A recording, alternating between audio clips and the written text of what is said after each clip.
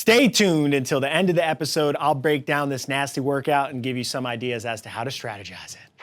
TTT THROWDOWN!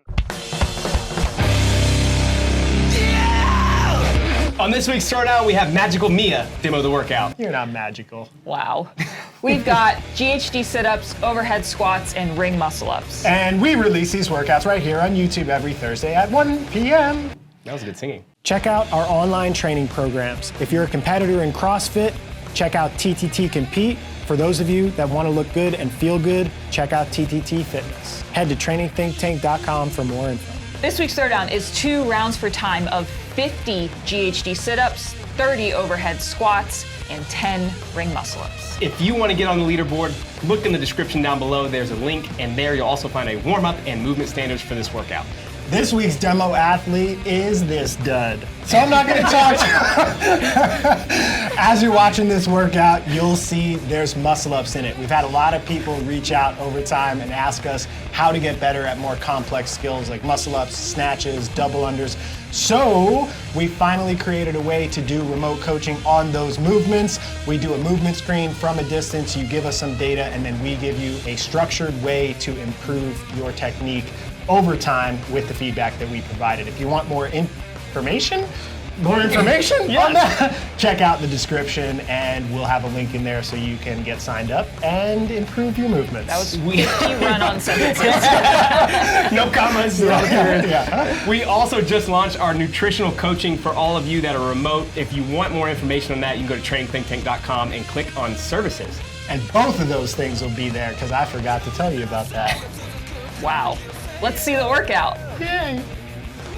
Let's see it. 3, 2, 1, 0. Who's gonna start? I guess I did. This is our first Throwdown with GHDs. Yep. So was this inspired by quarterfinals last year? I don't know, Brandon wrote it. Yes, it is the entire workout. This is something that we could see. Maybe the barbell would be a little bit heavier if it's a quarterfinal workout, but since we saw GHDs last year and ring muscle ups are a high skill movement, I thought it would be appropriate this time of year. This was also modeled after a open workout?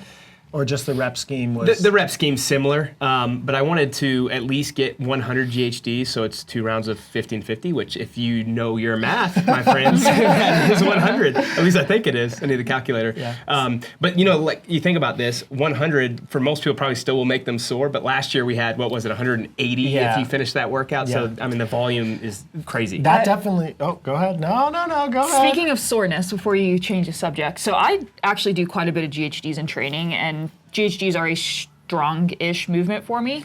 This made me so sore, even though the total volume, I probably do more in training, but those 2 sets of 50, I was sore for a long time after this movement in these rep schemes definitely, I think, exposed us a little bit last year in quarterfinals. We didn't expect that the top 10% or like all of the people that are like in that 10th to 7%. Straight on GHD basis.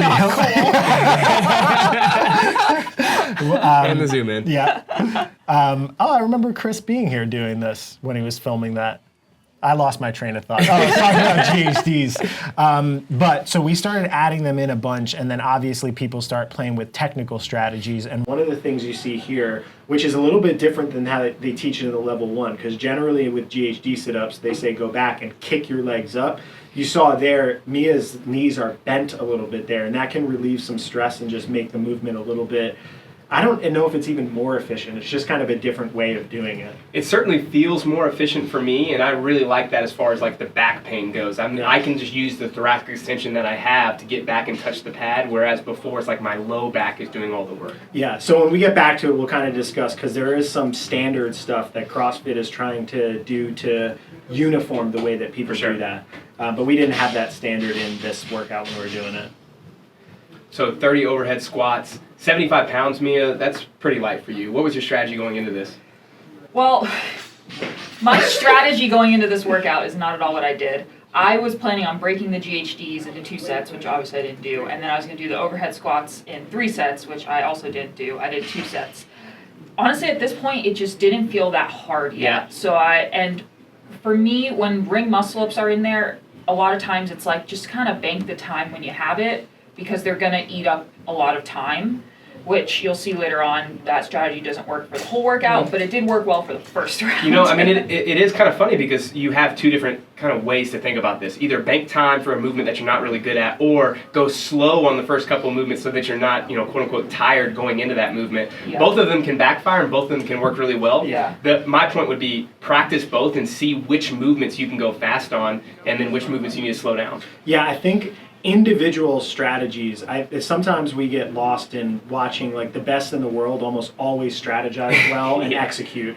But that doesn't necessarily mean that their strategies and ways of breaking things up are going to be optimal for each individual. So I think you do have to do this type of stuff where you make a decision to say, hey, I'm going to go out a little bit fast because I feel good and I know I'm going to lose time on the rings, and then see what happens. And if it doesn't go well, then you kind of learn and know how to approach it the next time you see a workout that's similar. So was that 7 reps? Yes, that was 7. And a really good set. You can see Mia's technique's much, much better than most people that are doing ring muscle ups. She's worked on this a ton. And it's one of those things where, yeah, Mia has the time to do it, and most people say, you know, I don't have the time or whatever, so I just need to kind of grind, get over the rings. But she has gotten so much better at muscle ups over the last 2 years because she's working on the technical aspects of the movement to allow her, under fatigue, to still have a really nice body line to get over the rings. Yeah, in the intermediate path of compete, Mia actually writes a lot of the skills and drills, and to be honest, I think that she's one of the best people to do it because some coaches like myself never really had to learn how to do the technical nuanced skills because we just kind of brute forced our way through it. But watching Mia kind of go through her development process has actually made me a better coach, and also allowed me to realize like, oh, doing this type of stuff is almost like an easier way to get better because you're working on the basics, and the basics don't like rip your shoulders off when you're doing it incorrectly. I have to imagine that you're feeling it now in your core and hip flexors from the muscle ups too, right? So actually no, and that's why I think, as you guys will see, I implode so much at the end because I didn't feel bad yet. Like I got on the GHDs and I was breathing hard, and that was my only limitation. So I thought, all right, get to 20. But then my breathing recovered because I can just breathe pretty well on GHDs. And I was like, all right, well then get to 40. And I just felt okay, so I did them all, and then that was the beginning of the end. This is a perfect, sorry to cut you off, Yes. I wanted to get it while you were doing it, but this is a perfect angle to show. So Mia goes back, and then what she does is almost like a hamstring curl to help her with upward momentum. A lot of times in CrossFit, like in the level 1, they'll say to do a leg extension and whip your legs down and use that momentum to come up. And people found that this strategy was maybe a little, for me, this normal GHDs hurt my back. These don't hurt my back. And maybe it's just getting tension in my hamstrings and pelvic girdle. But there is potentially discussions about now your butt is not allowed to be on the opposite side or on the same side as your feet of the top of the pad. I've seen that standard at competitions, and it's really hard to uphold and see. But it's just something to be aware of, that if you practice a strategy like you're seeing Mia doing, also know that you might have to be able to adapt and know other strategies if CrossFit just decides that, or any CrossFit competition just decides that that's not allowed anymore. Yeah, I still suggest that people try multiple variations. Have your butt hanging off on one side, scoot it forward, keep your knees bent, keep your legs straight. But the one thing I will say is if there is no regulation on that, keeping your knees bent and using your hamstrings to kind of generate some force is much wiser than using your quads, because you're already using your core and hip flexors, and then your whole like anterior core just gets so fatigued, it's really hard to do big sets. Yeah, I feel like also for me, and maybe it's just a flexibility issue, my hip flexors are already in their longest position and they're already stretched out, and generally when you're there, you're not that strong. Whereas your hamstrings can be in more of a neutral position, so you can pull a little bit easier from that position. So Mia's transition was like 5 seconds. That was a great job going straight from the GHD to Thanks. the overhead squat. Good job. She needs that before she's about to implode. Yeah, I mean, Rough. if I were to do this workout, just because I don't do 100 GHDs ever, I think I would have to take a longer break before I go into the overhead squats. And I assume that most people will. This combo, you've seen it actually with like overhead lunges in the games or overhead squats in other competitions, because your core, your hip flexors are fatigued, and now you're flexing again with the overhead squat. It's a much harder combo than you'd think. Yeah, the combination, I feel like, of stabilizing a barbell overhead in any movement and then challenging your core, whether it's GHDs or burpees or toes to bar, and then doing advanced gymnastic stuff like handstand walking, muscle ups, pegboard, that type of stuff, can be really, really, really hard. So this is where, reflecting on the workout, I think I should have been more disciplined and broken the overhead squats more. And it's interesting that I say discipline to like take more rest, but I should have known that getting into the teens of total reps of muscle ups in a workout was going to require my shoulders to be a little bit more fresh than they would have been doing 2 sets here. I mean, up to this point in the workout, you really look like you executed pretty well. I mean, your GHDs were solid in both rounds. Your overhead squats were solid in both rounds. Transitions looked pretty good.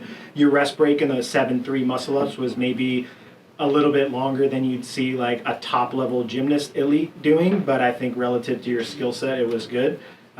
So now what happens? This is where things change.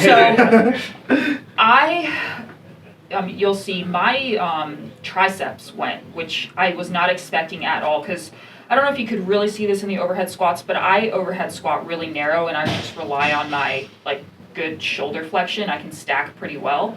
So I didn't really have that much tricep fatigue, but I think part of it was also I was catching these muscle ups a lot lower than the first round, probably because of just the accumulation of the GHDs. I wasn't getting as much hip drive. That set was all right, but things changed. So you opened with a set of 3. You started at 850, finished that 3 at about 9, and you look like you're getting ready to go up now at 9:22. So that's like a 25-ish second rest break.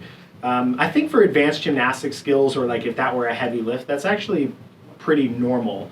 I think just breaking down and having to do that on 3s and 2s is where you're going to get eaten with time. And that is what happens to me, is I get to the point with ring muscle ups where it doesn't matter how small the set is, I still have to rest 20-ish seconds to do another set. Yeah. So as we're in here during Mia's, I'll call them max length rests, because this is how long I rest in workouts. Do you think that an elite, higher level gymnastics based athlete is going to be looking at this workout and just thinking unbroken all the way through?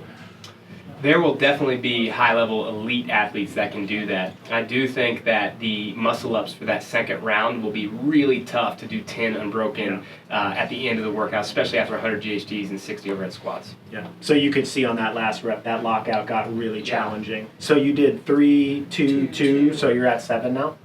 What are you thinking right now? Are you thinking, okay, I'm going to try to do a 2 and a 1? Am I trying to do 3 singles? At this point, I was thinking maybe another set of 2. Okay. But you'll see. Yeah. Which is what, if it was a single, I probably would have tried to rest a little bit less. Right. But I think this is the rep where things. Yeah, you can tell. Yeah, you could tell that lockout's getting challenging and you're relying on like full kip there. Yeah. So the reason I asked that, for those that get to this point in workout, you know you have 3 left and you're thinking, well, I can either wait a really long time and try to do 3 unbroken or just fast singles. Probably always is better just to jump up and try to do singles. Now, when you get to ever. When you get to this point, I just failed. That is the worst thing you can possibly do in muscle ups. So I was actually going to say this, and you guys got talking. That rest break was actually pretty quick, and this is, I feel like, a time in a workout where staying present and not getting rushed to a sprint finish can actually be helpful, because the cost of that fail, that was probably 30 or 45 seconds of just total time that it eats up, and it starts to mess your confidence up, because then you're like, well, what if I fail another one? So I think even if you get close to the end of this workout and you're down to singles, being a little bit more conservative with these types of reps can pay dividends, because you just saw what happens if you get to a fail point. And then you're worried, like, now you will tend to over-rest after that, because it's just not worth the risk. And then the lockout is completely fine. So had she just rested a little bit longer and not put herself into that fail place, she probably would have finished this workout maybe 30 or 40 seconds faster. Yeah. But you live and you learn. If you retested this, you definitely would cut off quite a bit of time. Are you going to? If my coach puts it in my program. You're such a good athlete. All right, fast break there. And last rep. Let's go, Mia. Damn. Great job. Thanks. 12:24. Not as bad as you thought, Mia. Good job. Let's go to the whiteboard. Okay, as we go through this workout, there's 50 GHDs, 30 overhead squats, 10 muscle ups, 2 rounds. So first things first, there's going to be a lot of reps of certain movements that some people may not do. So the scaled option lowers the amount of GHDs and changes this to burpee chest to bar pull-ups. There's obviously a lot of different ways to change this if you'd like to change it to make sure that it fits within your fitness level. But assuming that you could do the actual workout as written, as you go through it, first thing, Mia finished these 50 GHDs in the first set in 1:45. That is about in line with what we would see elite athletes do in GHD sit-ups. That's about 2 seconds per rep. 2 seconds times 50 reps would be 100 seconds. That is 1 minute and 40 seconds. So she's a little bit slower than that. And maybe some people that are faster at GHD sit-ups would do it a little bit faster. And doing it unbroken is probably going to be what you'll see an elite athlete do. In the quarterfinals workout that had sets of 60 and 50 and 40, a lot of the athletes were able to do that unbroken. So if it's only 2 sets of 50 and you're an elite athlete, going after that 50 GHD sit-ups, probably in both sets unbroken, is kind of a mandatory thing if you want a good score. That being said, I don't think most people can do 100 GHD sit-ups in 2 sets of 50 in the middle of a Metcon. However, what you can do is try to match this pace. So try to hold 2 seconds per rep when you're doing GHDs, but maybe split them up into 5 sets of 10 or a set of 20 and 3 sets of 10. But try to keep your pace as optimal as possible and just rest as little bit as you need on the actual top of the GHDs to get through that. You have to be cognizant of midline fatigue in this workout. Mia showed you in that second set of muscle ups, the cumulative fatigue can eat a lot of time, even though it's 10 reps. So you have to create a plan of attack that allows you to get through that bottleneck of the workout, which for a lot of people is going to be a crux of the workout.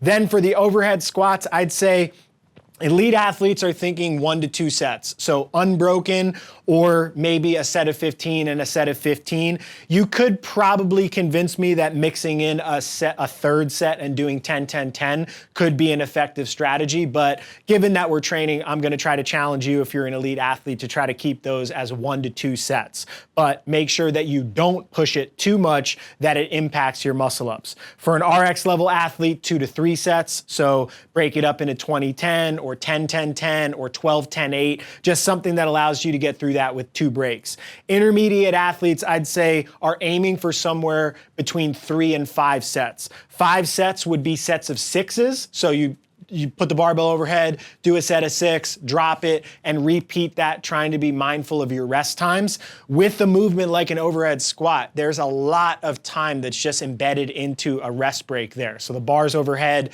you drop it, then you have to kind of clean and jerk it back up, or do a power snatch, or do a squat snatch into your next rep. So taking extra breaks is going to eat time there, but it's not going to eat as much time as the muscle ups. And I would imagine that most intermediate athletes, this 2 sets of 10 muscle ups is really going to be where the workout's won and lost relative to your potential. So split the overhead squats up as needed to get your time.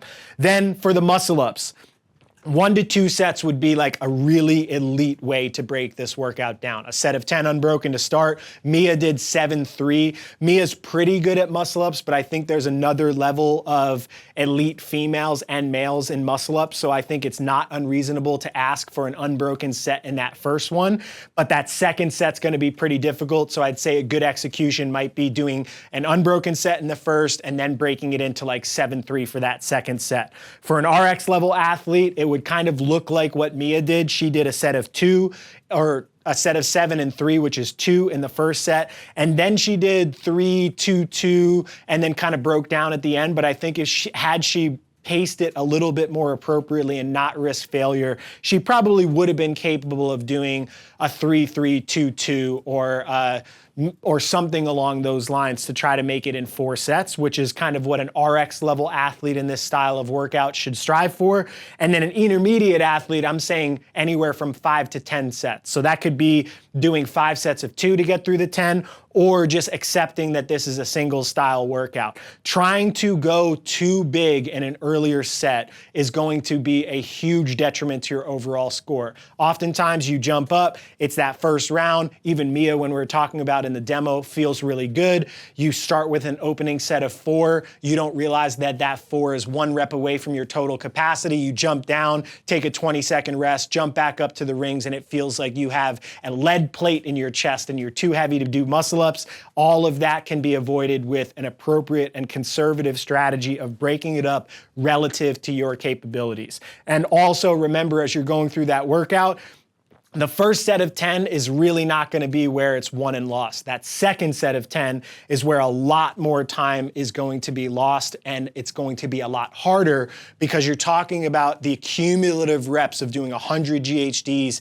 and 60 overhead squats. Your core is tired, your overhead position is tired, and then your respiration and everything is super stressed out, and you have to finish with those 10 muscle ups. So put it in your head that that is going to be one of the hardest parts of the workout where the most time can be lost. So your strategy should be dialed in so that by the time you get there, you can eat into that 10 as quickly as possible. That is all I got in this week's Throwdown. Hopefully you crush it and enjoy the first time GHDs have been in the Throwdown. You will see me next week, or maybe not, but it will be the WIC workout. I'm gonna check mine then. Everybody give me a yell. Hey. Woo! Woohoo! Yeah. Woohoo! Max? Yo, sounded like the Pillsbury Doughboy.